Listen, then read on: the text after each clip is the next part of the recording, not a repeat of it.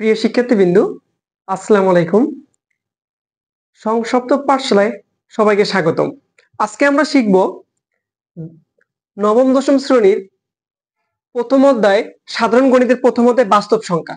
আমরা এর আগে একটা ক্লাসে বাস্তব সংখ্যার কয় প্রকার এবং কি কি এদের যতগুলো সংসার যতগুলো পরিবেশ ছিল আমরা শিখেছি। যদি সেই ক্লাসটি তোমরা কেউ করে না থাকো অবশ্যই সেই ক্লাসটি একবার দেখে আসবে, অবশ্যই দেখে আসবে। তোমরা যদি ওই ক্লাসটা দেখে আসো তাহলে হয়তো বুঝতে পারবা যে আমরা স্বাভাবিক সংখ্যা, পূর্ণ সংখ্যা, মূল সংখ্যা এগুলো কেন শিখতেছি। অবশ্যই তোমরা এর আগের ক্লাসটি অবশ্যই দেখবে। তো বন্ধুরা, আমাদের বাস্তব সংখ্যা শিখতে গেলে আমাদেরকে আগে এই যে এখানে কয়েকটা আমি লিখছি, সংজ্ঞা লিখছি, এগুলো আমাদেরকে জানতে হবে। আরো আছে অনেকগুলো, আমরা ধারাবাহিকভাবে শিখবো।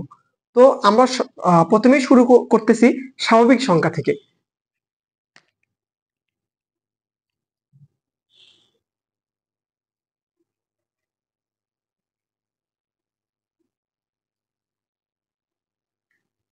স্বাভাবিক সংখ্যা সকল ধনাত্মক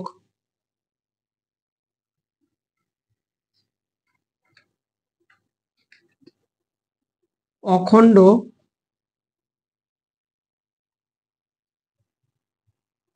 সংখ্যাকে স্বাভাবিক সংখ্যা বলে।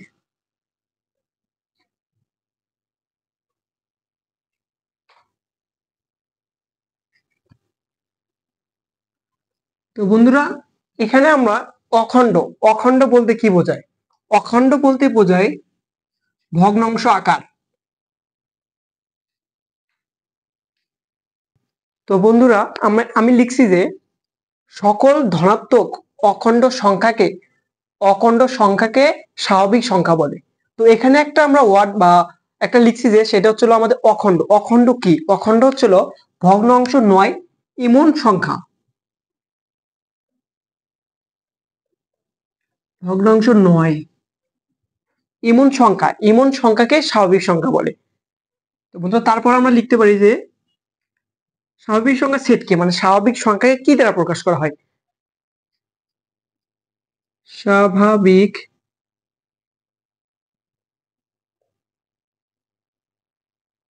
সংখ্যার সেটকে এন দ্বারা প্রকাশ করা হয়। কেন এন দ্বারা প্রকাশ করা হলো? স্বাভাবিক। বন্ধুরা, এখানে আমি বলছি যে স্বাভাবিক সংখ্যার সেটকে এন দ্বারা প্রকাশ করা হয়।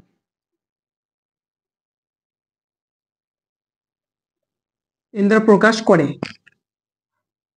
তো বন্ধু, এখানে এন দ্বারা, এখানে এতগুলো আমাদের এ বি সি ডি এগুলো তো আছে, এগুলোতে কেন প্রকাশ করলো না? এখানে আমরা জানি যে ইংরেজিতে স্বাভাবিক সংখ্যার ইংরেজি নাম হচ্ছে ন্যাচারাল নাম্বার। ওই যে ন্যাচারাল এন, প্রথম অক্ষর কি এন, সেখান থেকে আমাদের প্রথম ওই অনুযায়ী আমরা ধরে নিয়েছি যে এন। শর্টকাট আমরা বলতে পারি যে সকল ধনাত্মক অখণ্ড সংখ্যাকে স্বাভাবিক সংখ্যা বলে। আর অখণ্ড মানে কি? ভগ্নাংশ নয় এমন এমন সংখ্যা। তারপরে বলছি যে স্বাভাবিক সংখ্যার সেটকে এন দ্বারা প্রকাশ করা হয়। তো বন্ধুরা, দেখতে দেখতে আমরা স্বাভাবিক সংখ্যা শিখলাম, এখন আমরা শিখবো পূর্ণ সংখ্যা। পূর্ণ সংখ্যা কাকে বলে?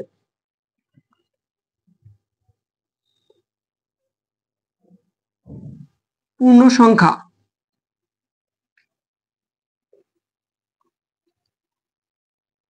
তো বন্ধুরা, আমরা এখন শিখতেছি পূর্ণ সংখ্যা। তো পূর্ণ সংখ্যা সংজ্ঞাটা আমাদের হলো শূন্য সহ সকল ধনাত্মক ও ঋণাত্মক অখণ্ড সংখ্যাকে পূর্ণ সংখ্যা বলে। তাহলে পূর্ণ সংখ্যা হতে গেলে অবশ্যই কি ভগ্নাংশ কিন্তু হওয়া যাবে না, এই জন্য আমাদের এখানে অখণ্ড সংখ্যাটাকে যুক্ত করে দিছি। তোমরা অসংখ্য কথাটা যদি কঠিন মনে হয় তাহলে তোমরা স্কিপ করতে পারো, সমস্যা নেই। তাহলে আমরা কি বললাম যে পূর্ণ সংখ্যা হলো যে শূন্য সহ সকল ধনাত্মক ও ঋণাত্মক অখণ্ড সংখ্যাকে পূর্ণ সংখ্যা বলে। পূর্ণ সংখ্যার ছেদকে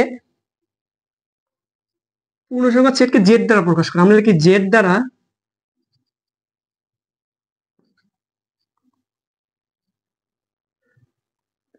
প্রকাশ করা হয়। তাহলে কি বলছে? শূন্য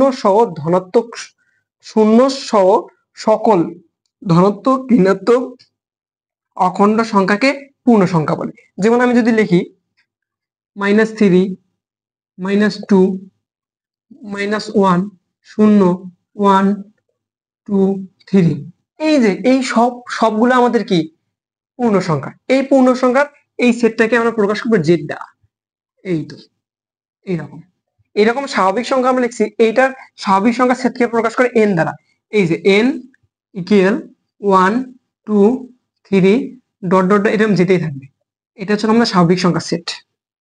তো বন্ধুরা আশা করি বুঝতে পারছি। এরপর আমরা শিখবো এখন মূলদ সংখ্যা। তো বন্ধুরা আমরা মূলদ সংখ্যা শেখার আগে আমরা আগে শিখবো সহমৌলিক। সহমৌলিক সংখ্যা কি, কারণ তোমাদের বইয়ে যেভাবে ধারাবাহিকভাবে দেওয়া আছে আমরা ওইভাবেই এগোতে থাকবো। তো বন্ধুরা আমরা আগে শিখবো সহমৌলিক।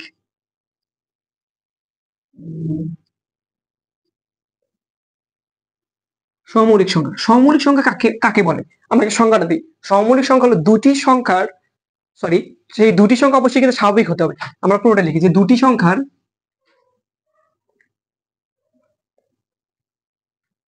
সংখ্যার গসাগু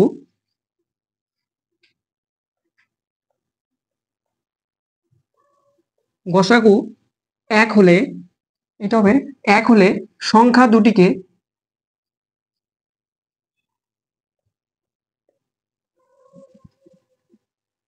পরস্পরের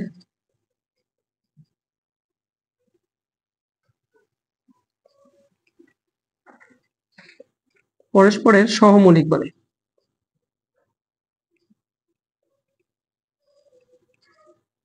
বলে তাহলে উদাহরণ আমরা দিলাম, আরেকবার দিই আমরা 3 5। এটা যদি আমি লসাগু সরি গসাগু করি তাহলে 1 1 দিয়ে দিলে 3 5, তাহলে এই দুটো লসাগু গসাগু কিন্তু 1। তাহলে আমরা বলতে পারি 3 3 আর 5 পরস্পরের সমমৌলিক। তো বন্ধুরা আমরা সমমৌলিক শিখলাম এই জন্য যে আমরা এরপরে শিখতে যাবো হচ্ছে ভগ্নাংশ। ভগ্নাংশের সংখ্যা এটা শিখতে গেলে আমাদের সমমৌলিকের প্রয়োজন আছে। আর মৌলিক সংখ্যা আমরা কিন্তু সবাই তোমরা যেহেতু ক্লাস 10-এ পড়ো তোমরা অবশ্যই কিন্তু মৌলিক সংখ্যা জানো। যে তো বন্ধুরা আমরা এখানে সমমৌলিক শিখলাম। অনেকের মনে প্রশ্ন থাকতে পারে যে মৌলিক কেন শিখলাম না। এখন আমাদের মৌলিকের প্রয়োজন নেই। আর তোমরা যেহেতু ক্লাস 10-এ পড়ো তোমরা অবশ্যই মৌলিক সংখ্যা জানো। তো তারপর আমি সংখ্যাটা আমি এমনিতে বলে দিচ্ছি। মৌলিক সংখ্যা হচ্ছিল কোন সংখ্যাকে এক এবং ওই সংখ্যা ছাড়া ভাঙ্গা যায় না, সরি, যে সংখ্যাকে এক এবং ওই সংখ্যা ছাড়া ভাঙ্গা যায় না তাকে মৌলিক সংখ্যা বলে। আশা করি সবাই বুঝতে পারছো। তো চলো আমরা এখন শিখবো হচ্ছিল ভগ্নাংশ। আমরা এখন শিখবো ভগ্নাংশ।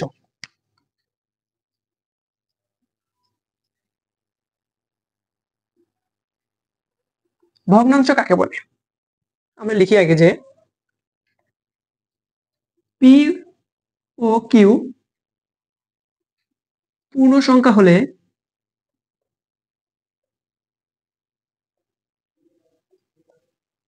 কি বলছে, পি ও কিউ পূর্ণ সংখ্যা হলে, সরি পূর্ণ সংখ্যা না, পি ও কিউ, একবার প্রথম থেকে শুরু করি।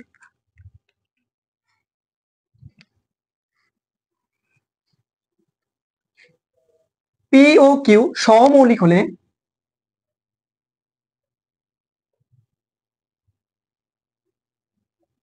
সহমৌলিক হলে পি ডিভাইডেড বা পি ভাগ কিউ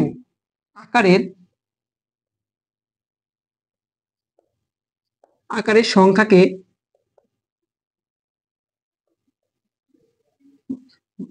ভগ্নাংশ বলে। ভগ্নাংশ বা ভগ্নাংশ সংখ্যা বলে। অবশ্যই আমরা সংখ্যা লিখবো, সংখ্যা বলে। যেখানে কিউ নট ইকুয়াল 0, কিউ কিন্তু 0 হওয়া যাবে না, এবং কিউ নট ইকুয়াল 1, মানে কি কিউ কখনো 0 হবে না এবং কিউ কখনো 1 হবে না। আমরা উদাহরণ দিই এইরকম। আর সহমৌলিক এখানে লেখার মানেটা আমি বলতেছি। যেমন আমি যদি বলি 5 ডিভাইডেড 3, এটা একটা কি অবশ্যই কিন্তু ভগ্নাংশ। তারপর আমরা যদি বলি এখানে কিন্তু আমি বলছি পি, পি কিন্তু কখনোই 0 হবে না এবং 1 হবে না। আমরা যদি পি 0 দিই তাহলে কি এটা হবে হবে অবশ্যই কিন্তু হবে না, কারণ এটা যদি আমরা 0 দ্বারা ভাগ করি অবশ্যই কি সবকিছু কিন্তু 0 হয়ে যায়। এটা কিন্তু ভগ্নাংশ আকারে কিন্তু থাকে না, অবশ্যই সেটা কি ভগ্নাংশ হতে হবে। তাহলে 3 এটা একটা উদাহরণ। তারপরে আমরা আরো উদাহরণ দিতে পারি। এই যে সহমৌলিক লেখার কারণ কি, এদের গসাগু এক হবে। আমি যদি এখানে 9 ডিভাইডেড 6 দেই এটা কিন্তু অবশ্যই ভাঙতে পারবো। অনেকে হয়তো বলতে পারে হ্যাঁ এটা কিন্তু একটা ভগ্নাংশ, কিন্তু এই ভগ্নাংশটাকে আরো কিন্তু ছোট করা যায়। যেমন এটাকে আমরা বলতে পারি, একে যদি আমরা 3 দ্বারা কাটি তাহলে 3, আর একে যদি আমরা 3 দ্বারা কাটি 2, তাহলে কত আসতেছে। আচ্ছা আমি একদম সহজ ভাবে ভেঙে দিই। 3 গুণন 3, যদি কেউ কাটাকাটি না বুঝো, 3 গুণন 2, এই যে 3 3 কাটা, তাহলে আমরা আসতেছি 3 ডিভাইডেড 2। এই যে এটা কি আর ভাঙা সম্ভব? অবশ্যই কিন্তু সম্ভব না। তাহলে আমরা এখানে কি এই যে 3 আর 2, এটা যদি লসাগু করি তাহলে আমরা কত পাবো? 1, একমাত্র এক দ্বারা যায় 3,2। এই যে তাহলে কি আমরা কি বলছি যে পাশাপাশি দুইটি সংখ্যার যদি গসাগু এক হয় তাহলে তাকে আমরা বলবো সহমৌলিক। এই জন্য আমাদের এখানে সহমৌলিক কথাটা আছে যে ভগ্নাংশ হতে গেলে অবশ্যই কি সহমৌলিক হতে হবে। তো বন্ধুরা আমরা এখন শিখলাম সহমৌলিক। সহমৌলিকের একদম এভারেজ একটা বলি আমি যে পি ও কিউ সহমৌলিক হলে পি ডিভাইডেড কিউ আকারের সংখ্যাকে ভগ্নাংশ সংখ্যা বলে, যেখানে পি কিউ নট ইকুয়াল 0 এবং নট ইকুয়াল 1। তো আশা করি তোমরা ভগ্নাংশ সংখ্যা বুঝতে পারছো।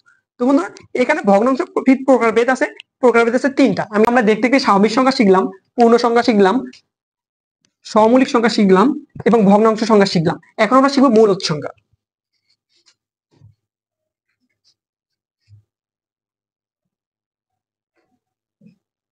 মূলদ সংখ্যা দেখুন আমি সংখ্যাটা লিখি, পি ও কিউ পূর্ণ সংখ্যা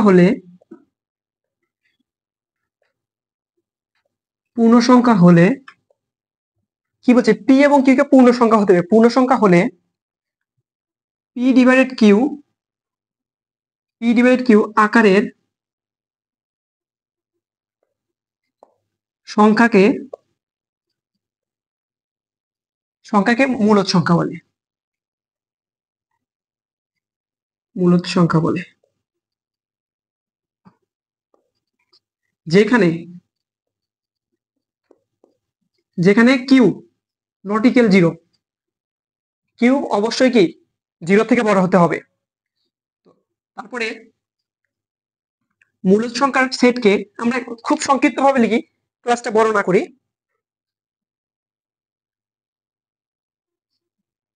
বড় হাতের কিউ দ্বারা এর সেট প্রকাশ করা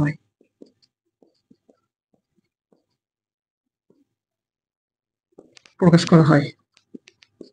তাহলে আমরা দুই একটা উদাহরণ দিই। বলছি পি বাই কিউ আকার, যেটাকে আমাদের কিউ নট ইকুয়াল 0, তাহলে আমরা লিখতে পারি 7 ডিভাইডেড 8। তারপরে এরকম আরো উদাহরণ দিতে পারি 5 ডিভাইডেড 7, 2 ডিভাইডেড 3। এই যে এগুলো 5, 7, 8 এগুলো প্রত্যেকটা কি এক একটা উদাহরণ। তো বন্ধুরা আমরা মূলদ সংখ্যা শিখলাম, এখন আমরা শিখবো হচ্ছিল অমূলদ সংখ্যা। তো বন্ধু এখানে আমি যেগুলো লিখছি এগুলোই থাকবে, আমি শুধু এর সামনে একটু বসে দিব যে অমূলদ সংখ্যা আমরা শিখবো এখন। অমূলদ সংখ্যা শুধু কি হবে যে পি ও কিউ পূর্ণ সংখ্যা হলে পি বাই কিউ আকারের সংখ্যাকে, এখানে সংখ্যা হবে না, পি বাই কিউ আকারে প্রকাশ করা যায় না, হবে শুধু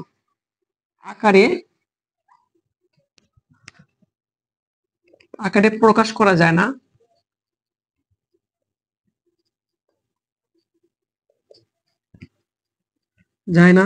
তাকে অমূলদ সংখ্যা বলে।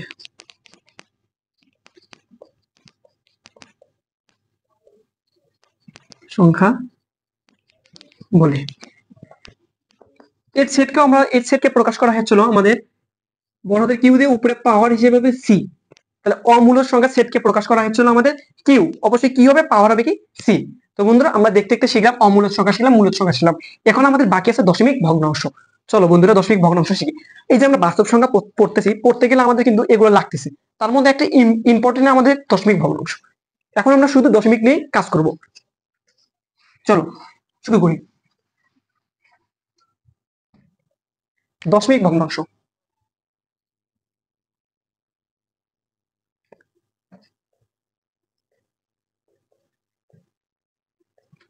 ভগ্নাংশ, তাহলে আমরা এখানে দশমিক বলতে কিন্তু আমরা কি জানি, এই যে এইরকম একটা ফোঁটা 5 ডিভাইডেড 7, এই যে এই বিন্দুটাকে এটাকে বলে দশমিক বিন্দু।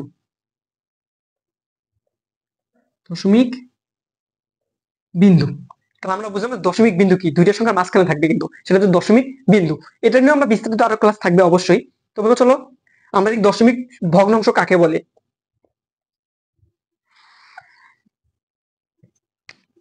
দশমিক ভগ্নাংশ কি বলছি আমি, দশমিক ভগ্নাংশ লিখছি। তা দশমিক ভগ্নাংশ কিন্তু অবশ্যই কি থাকবে, মূলদ এবং অমূলদের দুইটা মিলে কিন্তু গঠিত হবে। তাহলে দেখুন আমি একে লিখি, তাহলে সব ক্লিয়ার হয়ে যাবে। মূলদ ও অমূলদ মূলদ ও অমূলদ সংখ্যাকে মূলদ ও অমূলদ সংখ্যাকে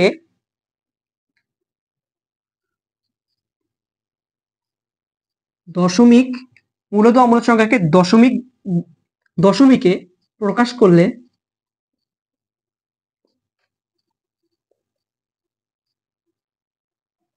কি বলছে? মূলদ ও অমূলদ, এটা কিন্তু ও মূলদ ও অমূলদ সংখ্যাকে দশমিকে প্রকাশ করলে তাকে দশমিক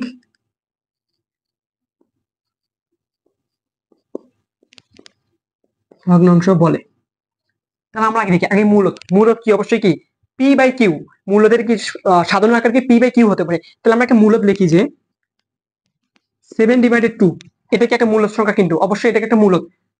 তো এটাকে যদি আমরা দশমিক আকারে লিখি তাহলে কি হবে? দেখো, 7কে কত দ্বারা ভাগ? 2 দ্বারা ভাগ দিতে বলছে। তাহলে 2 দ্বারা যদি আমরা ভাগ দিই 3.2, এই যে এটা কিন্তু দশমিক আকার, এটা কিন্তু আমাদের দশমিক আকার। তাহলে আমাদের সংখ্যাটা কি বলছে? যে মূলদ ও অমূলদ সংখ্যাকে দশমিকে প্রকাশ করলে তাকে দশমিক ভগ্নাংশ বলে। ক্লিয়ার? আশা করি আমরা বুঝতে পারছি। তো বন্ধুরা, আমরা এখন শিখবো দশমিকের কিছু প্রকারভেদ আছে, সেগুলো আলোচনা করব। তো এটা থাক, আমি এটা সহ লিখি। দশমিক এর প্রকারভেদ 3 প্রকার। একটা হচ্ছে সসীম দশমিক সংখ্যা, আর একটা হচ্ছে অসীম দশমিক সংখ্যা, আর একটা হচ্ছে যৌগিক দশমিক সংখ্যা। সরি, যৌগিক না, অনাবৃত্ত দশমিক সংখ্যা।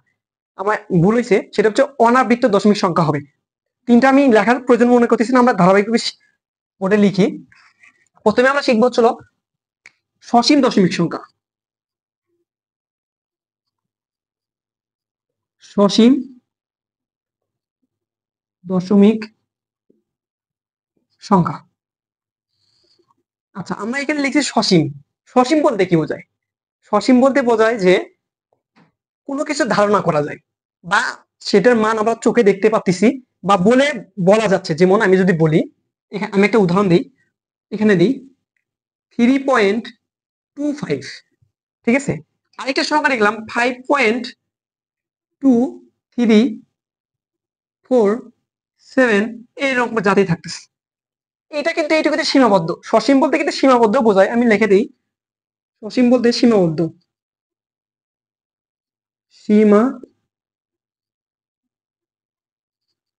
বোঝায়, ঠিক আছে। যেমন 3.25, এরপরে কিন্তু আর কোনো সংখ্যা নেই।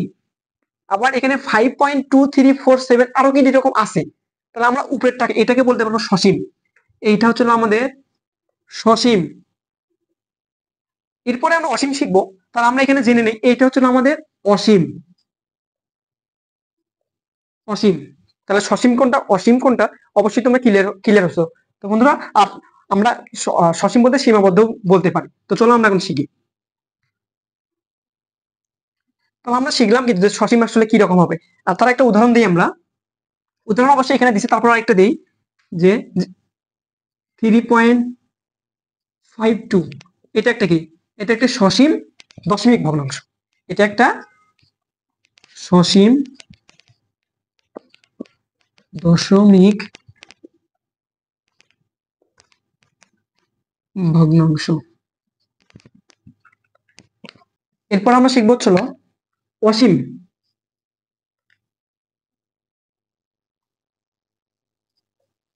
অসীম দশমিক ভগ্নাংশ। অসীম বলছে, এর আগে কিন্তু আমরা একটু আগে কিন্তু শিখেছি যে অসীম আর সসীম। এই যে অসীম, যেটা আমাদের মান ধরা যায় না, মানে ধরা যায় না বলতে সেটা এরপরে আরো অনেক মান আছে, এরকম কি ধরে নিতে হয়। যেমন আমরা এখানে একটা লিখছিলাম, যেমন 5, 7, 8, 6 ডট ডট ডট ডট। তারপরে আমরা আরো লিখতে পারি 8, 2, 1, 3 ডট ডট ডট। এগুলো প্রত্যেকটা কি? এগুলো প্রত্যেকটা ছিল অসীম দশমিক ভগ্নাংশ। তো বন্ধুরা, আজকের এই ক্লাসটি এই পর্যন্তই। আমাদের ছোট্ট পরিবারের সাথে অবশ্যই সাথে থাকবেন, এবং আমাদের ক্লাসগুলো অবশ্যই নিয়মিত দেখবেন। আর আমরা আজকে শিখলাম হচ্ছিল ক্লাস নবম দশম শ্রেণীর বাস্তব সংখ্যা, এই বাস্তব সংখ্যা চ্যাপ্টারটা আমরা ধারাবাহিকভাবে করব এবং আমরা আগামীকাল থেকে ম্যাথ শুরু করব। আমাদের যে উদাহরণমালা আছে এবং বোর্ড বই যে আছে ওইটা থেকে আমরা শুরু করব। তো বন্ধুরা, আজকের ক্লাস এই পর্যন্তই। সুস্থ থাকবেন।